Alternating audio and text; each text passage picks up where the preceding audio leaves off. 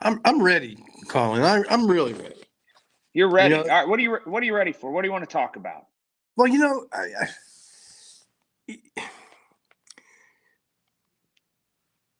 I don't think the Steelers won that game.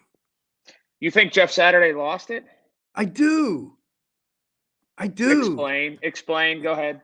I mean, I don't remember the exact times, but I think they were like 53 or 49 seconds, and I mean, he just let the clock run down. And at that point, they seem to have figured out how to complete passes on us, right? Which they could have probably done all the game, but I mean, it was just amazing to me that they kept letting that clock run down.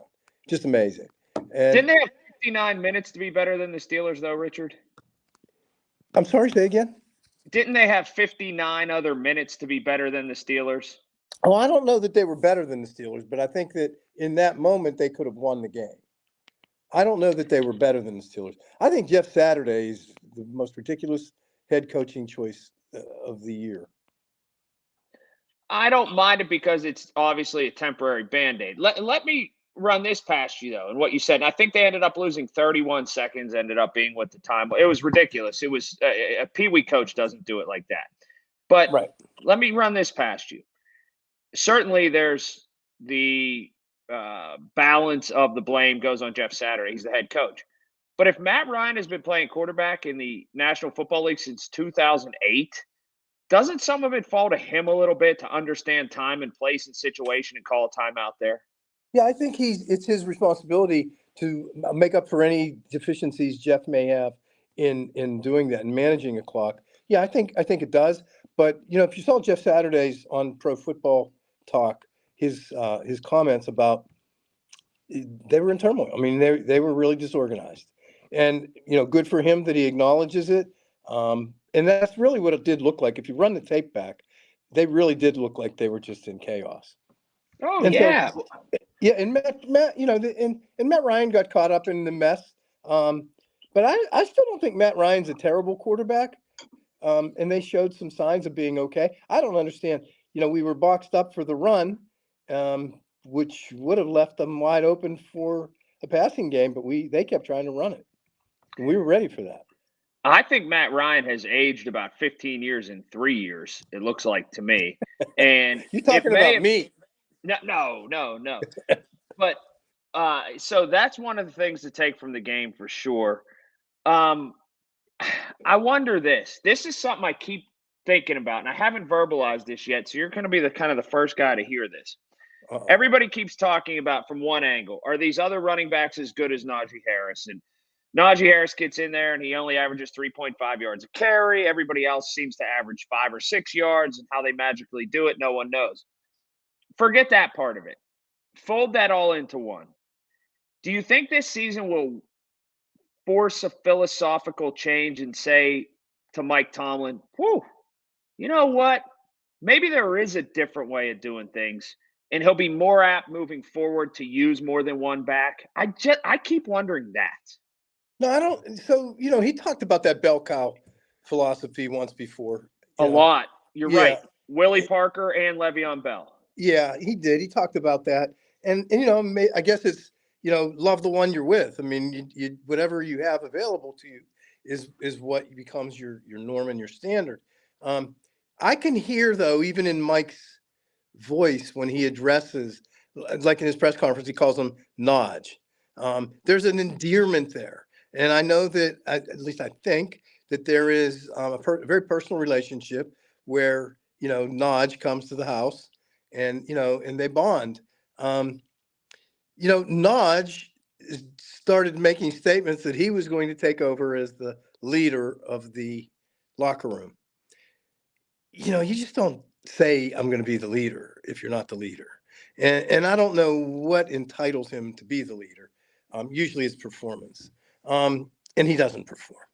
So I mean, I think that this bell cow thing, and I know, we have maybe a small disagreement on the fact that a running back is replaceable, and he's not like maybe a first round pick doesn't need to be, and maybe not. I think the one thing I said is, just give me a running back that when he hits the line, he accelerates, he goes faster, harder, he pushes, he doesn't stop. not decelerates. And that's what I think. You look at the what's his name in Green Bay. You look at the Dallas running back, and then you look at Ezekiel. I mean, these guys, they don't stop. Well, Joe Mixon in Cincinnati. Joe Yeah. Mixon is like a freaking bowling ball, and even the guy in Cleveland. Nick These are, Chubb, yeah. yeah. I mean, man, these guys are like they do make you play a different defense. So I do think that it's that important. I don't think Nodge is that guy. I mean, I really don't. He does nice acrobatics, but I just don't think he's that guy. I don't think he is either, but let me run this past you because look, I wouldn't have drafted Najee Harris, but what you just laid out, this personal relationship and everything. He's here to stay at least through his rookie contract. 100%. You talk about hitting the hole harder, and you talk about that kind of stuff. Instead of getting that out of one guy, a rotation where someone's seemingly fresh and you get 8 or 9 carries, if you're going to have 27 carries a game or 37 carries a game, and you get one guy with 15 and another guy with 12 or whatever, wouldn't someone's legs seemingly always be fresh then instead of wearing one guy out? Boy, that's a conversation, and I think that in Mike's press conference yesterday, he addressed that partly.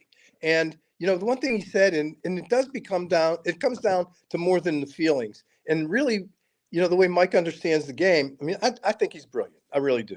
And you'll never hear me badmouth him because I do like him. In order for him to have that coach speak that he has so well mastered so wonderfully, it has to be somewhere, and it's in his brain. It's him. It's who he is. You can't just make that up. And so that's why I do like him. But he talked about it, and he said, and I think it was which one it was. I think it was Benny Snell, who he identified as a one-cut back. Right? He said they played to their skill set. And Mike saw that they played to their skill set, but understanding what that skill set is Right. where you make the calls, right? And Mike said he's a one-cut back, bam. And McFarland is a little bit more open field kind of a guy and the speed guy. And knowing those things, then I believe you really can alternate them as you suggest. Yeah, I think it should happen. I don't think take your line of work. I don't think you need an everyday driver. If you have a couple cars you can put miles on, why just beat one to death? I don't. I don't think you need that. Pickett. Here's another raging debate. This is a great debate because I don't know where you stand on this. Kenny Pickett now in the last 3 games has not necessarily turned a corner totally, but he's looked as good as he's looked all year in the last 3 games. That's for sure. If they would have started him from the very beginning of the year, would this curve have happened sooner? And maybe he'd be better sooner. Maybe, but if grandma had balls, she'd be grandpa. There we are. But excuse me, everybody. But however, I don't think they did it wrong. Okay. I think in hindsight, yes, but I don't think they did it wrong. And I think they didn't want Kenny Pickett, in my opinion, to come in high and mighty. They put him as number 3, made him earn his stripes. And I think there's a certain Bill Belichickness to that. And I like that. We came off of Trubisky. Maybe we could have done it sooner. I don't know. But, it's not going so poorly for Kenny Pickett right now. And I think that everybody's convinced he is the guy. I mean, hey, Terry Bradshaw said it must be true. Are you convinced? No. Can I tell you that I don't have to make a decision, and here's why? Because I said you just put me on the spot. I walked. You know what I did? You ever see those old cartoons? I painted that tunnel on the rock and made you run into it, and then I walked around the corner there. That was so good. I don't have to make a decision, and here's why. Because when they put him in, and there were 12 games left or whatever, I said, too many people, and I reeled you in. You didn't do this yourself. Too many people are going to get caught in the highs one week, the lows the next week. The highs one week, the lows the next week. The only way to truly evaluate Kenny Pickett is going to be when we get to January and we take those 12 games in one clump. That's it, because it's essentially a season for him. Yeah, you're right. And it's fun. We do this every week. And, Right. and it's fun to do that. Jump on, jump off, jump on, jump off. It's fun. And you're right about that. The only way to do that is when you examine it as a whole. But, you have, so how many games do we have left? 6? 6. 6 games. Here's a question for you. Can they win out? I don't think they can win out, but I think they can win 4. I do too. Would that put them in the playoffs? Nah, not at 8 and 9. 9 and 8, maybe. This is the right time to start playing well. You're dead right about that. And here's the scary part. They've won 2 of the last 3. And outside of that interception no one else in the world can make from the defensive line position, TJ Watt has just kind of been hobbling back. He hasn't really dominated. I know that. I noticed that this week, and I hope they didn't bring him back too soon. I really do. I mean, because that muscle is tough. That's hard to get over. Or it might be a case of he can't hurt it worse. He's out there and he's going to get surgery after the season, and just say, "So what? I'm going to give you what I can because there's an inevitability coming at the end of the season." That could be the case too. All I know is this is exactly what the league wants. There's a lot of parity and stranger things have happened. I wouldn't count them out of winning 4 or even 5 of their last 6 games. I 5 wouldn't. would put them in, right? It might at 9 and 8, because especially if 2 of those wins would come over Baltimore. What do we and I hate Baltimore. I know. What's our record right now? 4 and 7. 4 and 7. I really want Mike Tomlin to have a winning season. You know what just is about to happen, and I can tell you this is exactly how it's going to play out. They're going to have a tie, and they're going to be 8-8 and 1. So Mike Tomlin won't have a losing season, but he won't have a winning one. But his streak will stay intact of non-losing seasons. No, I say he's going to have a winning season. But then again, how would I know? Because today when I logged on, I expected something I didn't see. Who knows? Maybe that's the same thing. And what I expected to see, I didn't expect to see a Lululemon hat. I told you I'm a gigantic fan. What happened? What happened to Ford Racing? I have like 5 Ford Racing hats. I just had been running in and out real fast. Plus, it's raining. I didn't want to get rain on my Ford Racing hats. Oh, my heavens. There we are. A question for you real quick, though, too. Are we in prime time for Deontay Johnson to start complaining about getting footballs thrown to him? And how much does that irk you? Because I know I could feel steam coming out of your ears. Like, you've been calling this, that he's not as Kenny or George Pickens' game goes up, so does the ire seemingly of Deontay Johnson. Yeah, I mean, but you know what? Even when he makes a catch, he kind of bumbles it a little bit. It's just he's scary. He's not definitely wouldn't be an $18 million guy for me. I don't know what happened to him. I don't think he likes competition, Richard, on his own team. That could be. I mean, he could be the kumbaya guy, but that's get on the football field, catch the ball. I mean, there's some balls that should be caught. Yeah, I thought he would be much more of a factor. I don't know. So, what's your prediction? Do you think they're going to win 4 of their last 6? How many? 4 of their last 6? Or you think 5? No, I'd say 4 I really do think 4 is easy for them. I really do. I think 2 Baltimores. Yeah, I really do. I think 2 Baltimores. They have Cleveland left. I think the Raiders too, and I think Cleveland. I think they'll beat Cleveland. Well, they'll beat Carolina. One would think. You would think. The thing for me really is every time I was uncomfortable with the Steelers defense, it was usually in the secondary because they can pick us apart usually. But now my concerns really start with that run right up the middle, and I'm worried about that. And that's what worries me about Cleveland. And look what they did to Tom Brady. Yeah, and the Steelers just aren't getting any younger up the middle. And although Devin Bush is getting better, he's just becoming average. Like, he's not getting better to where he's good. I mean, it's hard for me to say that. I don't usually isolate on him, and I should. But I do think as a unit, I think, TJ Watt's first game back last week was big. And I didn't see that same thing. And I really think he's hurt. I really do. Yeah. And I hope not. I really hope not. Not for him. I don't want to see him go through that. But, I think that the 4 out of the next 6 is really doable. Just think there's 3 of them are division games, right? Oh yeah, Cleveland and the 2 Baltimore games. What last thing before we get out of here? What are your thoughts on the Atlanta Falcons? Not necessarily just these Atlanta Falcons. It's such a weird team to play because we seldom see them. I really don't have any hard thoughts about the Atlanta Falcons. They're almost like the Seahawks to me. Like you see them so very seldom that they don't conjure up any feelings. Yeah, that's a really good way to put it. The only thing that I think about them is what Mike Tomlin said in his press conference. The return guys is Peterson. Yeah, Cordarrelle Patterson. Yeah, or Patterson. Yeah, Patterson. He scares me. He scares me because special teams have not been our strength. Oh, you're telling me. I mean, to start the second half in the Colts game, that could have been the whole ball game right there. Could have been, really could have been. So if you were gonna give Kenny Pickett a 3-point improvement plan, what are the 3 things you'd tell him?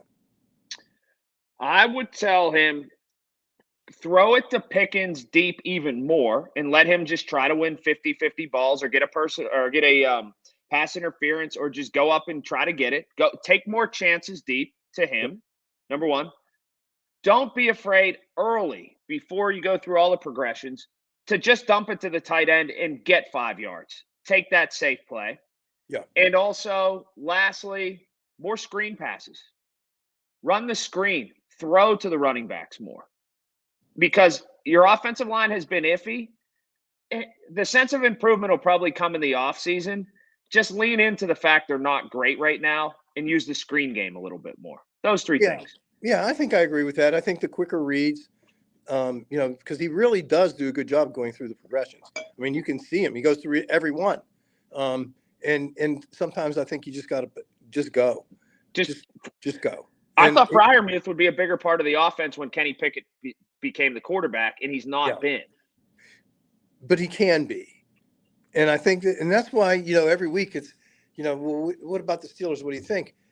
I mean, if they put it all together, they have the freaking talent to beat anybody. They really do.